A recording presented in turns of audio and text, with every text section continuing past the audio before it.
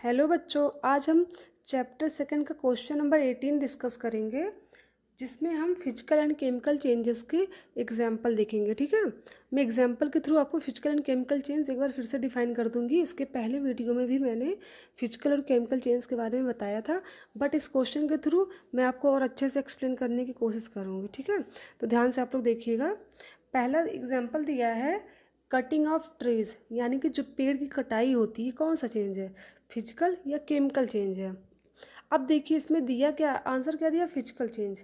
अब बात आती फिजिकल चेंज क्यों है, क्योंकि देखिए फिजिकल चेंज में क्या होता है कि कोई भी नया प्रोडक्ट नहीं फॉर्म होता है, और जब पेड़ की कटिंग हुई है तो क्या कोई नया प्रोडक्ट बना है, नहीं, वही प्रोडक्ट हमको मिल रहा है, मीन्स ये फिजिकल चेंज है। और दूसरी चीज़ क्या होती है कि इसका जो है, जो पेड़ है उसकी सिर्फ फिजिकल प्रॉपर्टी में ही चेंज आया है।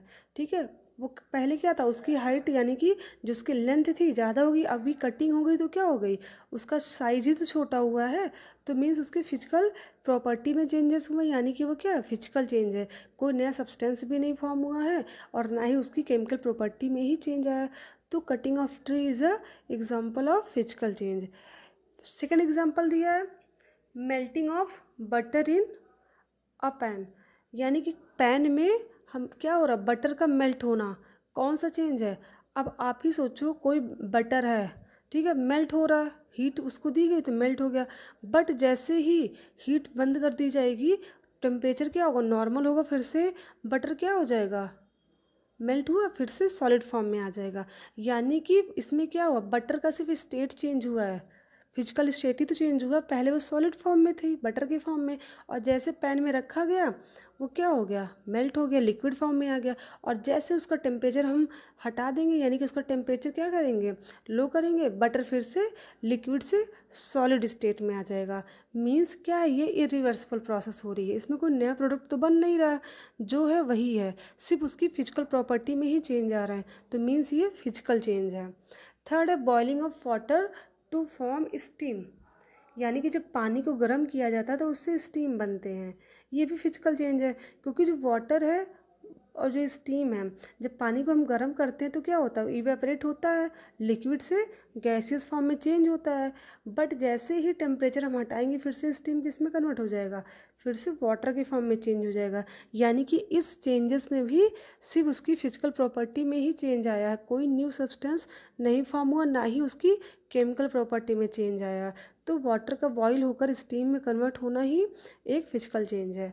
फिर फोर्थ नंबर है डिज़ोल्विंग कॉमन सॉल्ट इन वाटर, यानी कि कॉमन सॉल्ट का पानी में डिज़ोल्व होना। अगर हम पानी में नमक का घोलते हैं तो क्या होता है, नमक घुल जाता है, ठीक है, तो क्या उससे कोई नई चीज़ बनती है, नहीं, उससे कोई नई चीज़ नहीं बनती। और सबसे बड़ी बात, हम नमक को पानी से अलग कर सकते हैं बाय इवेपरेशन।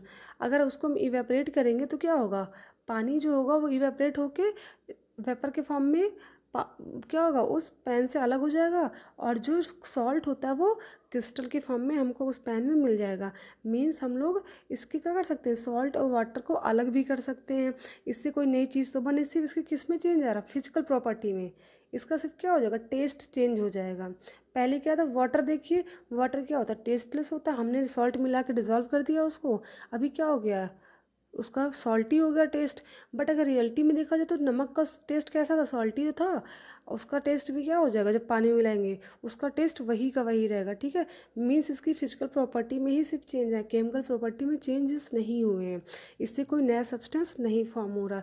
इसलिए कॉमन सॉल्ट को वाटर में डिज़ोल्व होना या शुगर का वाटर में डिज़ोल्व होना भी एक फिजिकल चेंज है।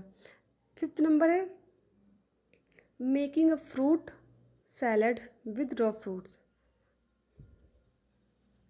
यानी कि खड़े फलों का सैलेड बना देना। ये कौन सा चेंज है, फिजिकल या केमिकल। अब बताइए, फल हम फ्रूट्स है उसको हमने कट कर दिया, तो फ्रूट्स को हमने जब कट किया तो उससे कोई नई चीज़ बनी, नहीं, सिर्फ चेंज क्या हुआ, उसकी साइज़ में चेंज आया ना।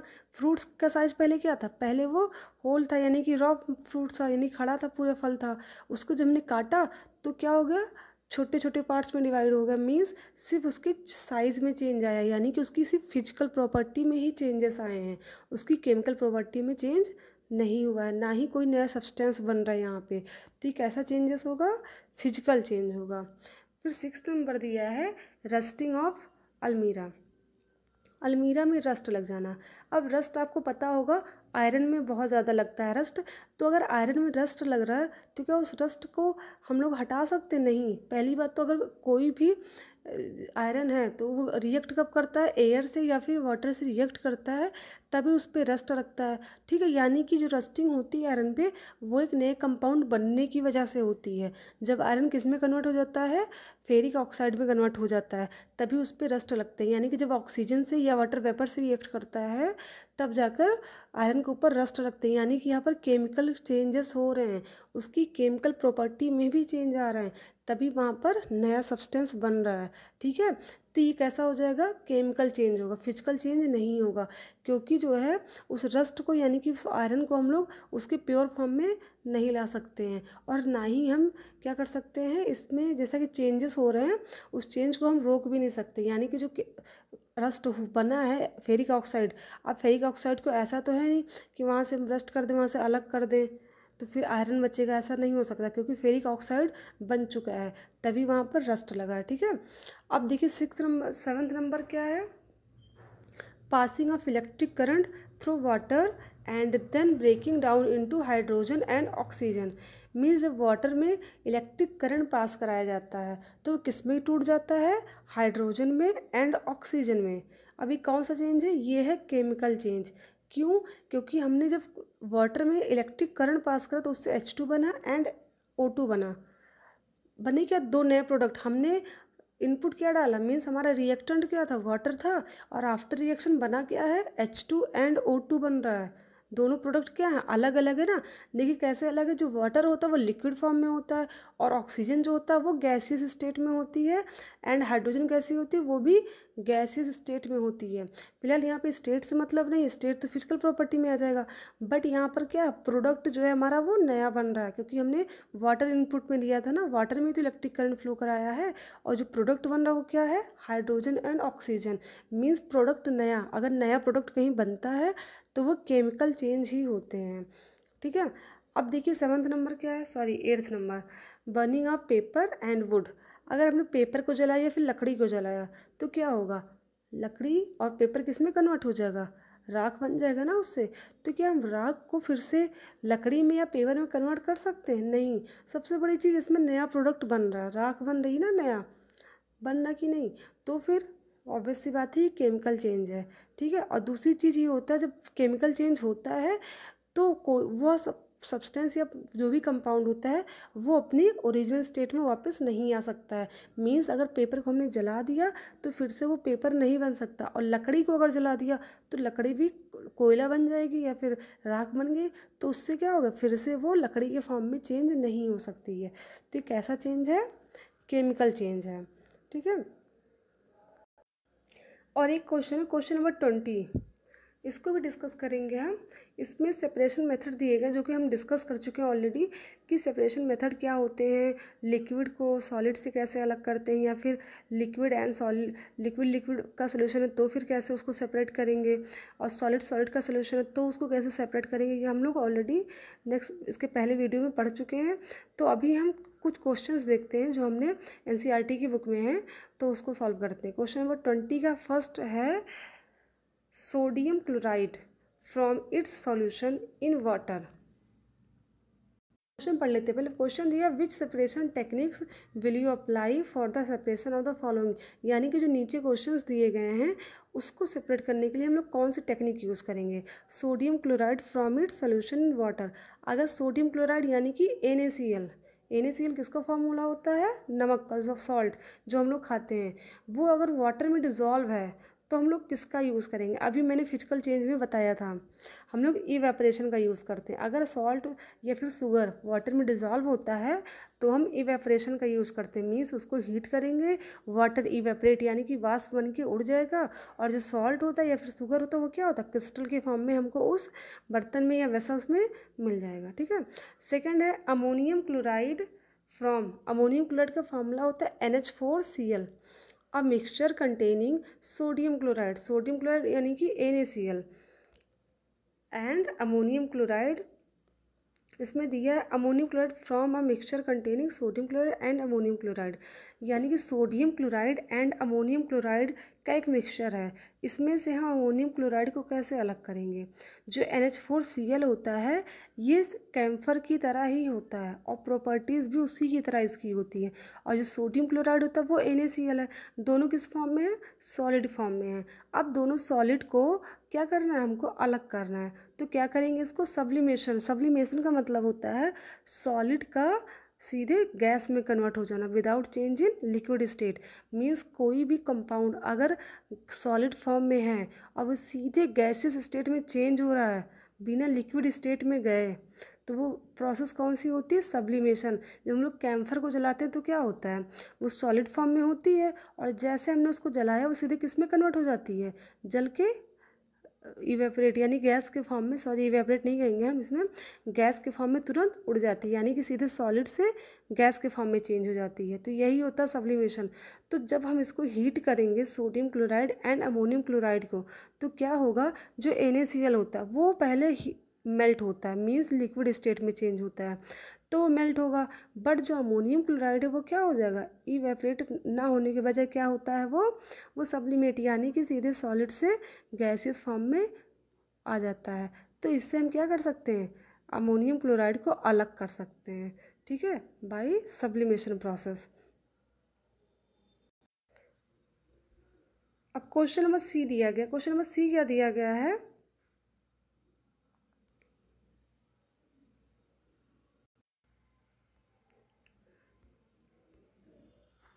Small pieces of a metal in the engine oil of a car, यानी कि एक कार के इंजन ऑयल में क्या दिया है, मेटल्स के स्मॉल पीस हैं, तो उसको हम कैसे अलग करेंगे। अब जाहिर से उसको फिल्ट्रेशन के, तो फिल्ट्रेशन मतलब छानना, ठीक है, उसको हम फिल्टर कर लेंगे, छान लेंगे, तो क्या हो जाएगा, हमको फिल्टर के हम लिक्विड क्या हो जाएगा, अलग मिल जाएगा। और जो इस मेटल कैसा होता है, सॉलिड फॉर्म में है, वो आराम से हम उसको फिल्टर करके छान सकते हैं, ठीक है। डी नंबर क्या दिया है, different pigments from an extract of flower petals. अब देखिए पेटल्स क्या होते हैं, हम पहले जानते हैं पेटल्स होते क्या हैं। आपने देखा होगा जो फ्लावर होता है उसका जो कलर्ड पार्टिकल होता है, कलर्ड पार्ट, ठीक है, जो रंगीन पार्ट होता है उसके, उसी को हम क्या कहते हैं, उसी के एक यूनिट को हम लोग पेटल्स कहते हैं। फॉर एग्जांपल हम लोग गुड़हल का फूल देखते हैं, हिबिस्कस का जो फ्लावर होता है उसमें लगभग 4 या 5 पेटल्स होते हैं। जो फ्लावर होता है कैसे होते हैं, 4 या 5 पेटल्स होते हैं उसमें। सपोज ये क्या देखा हमने, ये देखिए ये क्या हिबिस्कस का फ्लावर है, ठीक है, तो ये जो दिखता है ये जो पार्ट दिख रहा है हमको, यही क्या है, यही पेटल्स होता है, ठीक है। इसमें पेटल्स की बात की क्या, ना यही पेटल्स, जो कलर्ड पार्ट होता है किसी भी फ्लावर का उसी को हम पेटल्स कहते हैं। और जो ये ग्रीन वाला पार्ट होता है इसे क्या कहते हैं, इसे सेपल्स कहते हैं, ठीक है। तो इसमें बात की जा रही है different pigment from an extract of flower petals, यानी कि फ्लावर पेटल्स के जो पिगमेंट, यानी कि जिसकी वजह से कलर्ड होता है, उसको हम कैसे अलग करेंगे। देखिए हमने प्रीवियस क्लास में पढ़ा था ना कि अगर हम लोग इंक से डाई को अलग करना तो कौन सा प्रोसेस यूज़ करते हैं, क्रोमेटोग्राफी का यूज़ करते हैं। सेम इसमें भी हम लोग किसका यूज़ करेंगे, क्रोमेटोग्राफी का यूज़ करेंगे। इसकी हेल्प से हम लोग कलर पार्टिकल को, यानी कि पिगमेंट को क्या कर सकते हैं, अलग कर सकते हैं, ठीक है। इसके बाद नेक्स्ट पॉइंट क्या है, नेक्स्ट दिया है बटर फ्रॉम कर्ड, दही से मक्खन को कैसे अलग करेंगे। सेंट्रीफ्यूगेशन क्या था, ऐसा फोर्स जो सेंटर की तरफ लगता है, वो भी कब, बहुत हाई स्पीड से। जब हम मथनी को क्या करते हैं, दही में मथते हैं बहुत तेजी, मथनी को आपने देखा होगा लकड़ी का होता है, उसको गोल गोल घुमाया जाता है, तो क्या होता है, जितनी स्पीडली उसको करेंगे, जितनी हाई स्पीड से करते हैं, वो क्या होता है, सेंट्रीफ्यूगेशन फोर्स उतनी जल्दी ही उसमें क्या हो जाता है, जनरेट होता है। और जैसे जनरेट होगा तो क्या होगा, बटर का वेट कितना होता है, बहुत लाइट होता है, तो वो क्या हो जाएगा, सेंटर की तरफ, यानी कि मथनी के ऊपर आ जाएगा। और कर्ड का वेट ज़्यादा होता है, वो क्या हो जाएगा, उसी पात्र में, यानी कि उसी बर्तन में, वेसल में रह जाएगा, ठीक है। तो बाय सेंट्रीफ्यूगेशन हम बटर को मथनी के थ्रू अलग कर लेंगे, यानी कि सेंट्रीफ्यूगेशन के थ्रू, जो कि फोर्स सेंटर की तरफ लगता है। फिर दिया F नंबर दिया ऑयल फ्रॉम वाटर। अब देखिए ऑयल जो होता है, वाटर जो होता है, दोनों की डेंसिटी में डिफरेंस होता है। अगर हम ऑयल को पानी में डालते हैं तो क्या होता है, वो उसके ऊपर ही फ्लो करती है, ठीक है।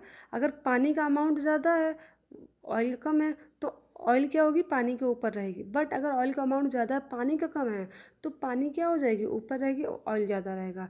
लेकिन इन दोनों को अलग करने का सिर्फ एक ही प्रोसेस होता है, क्योंकि ये इमिसिबल, हमने बताया था ना, जो लिक्विड का सोल्यूशन होता है वो दो तरह के होते हैं, एक तो मिसिबल होता है, दूसरा इमिसिबल।